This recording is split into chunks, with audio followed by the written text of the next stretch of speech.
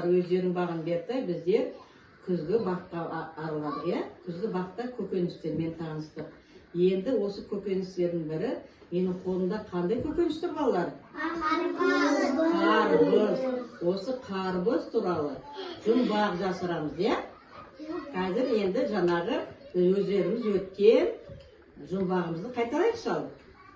Ала, шапан кигені, дәмі тілді үйреді, іші тәтті, сырты қатты, домаланып бақта жатты балалар. Ол қандай көкөніс? Қарбыз. Ал енді маған осы жұмбақты Нұрислам қайталай қойшы, орнынан тұра қой. Нұрислам, тұра қой. Ал, айта қой. Ала.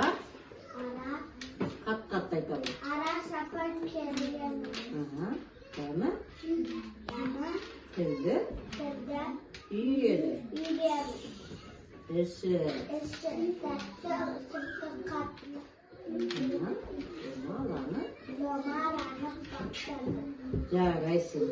Ал енді келесі маған Рабикош айта қой. Орнында отыр.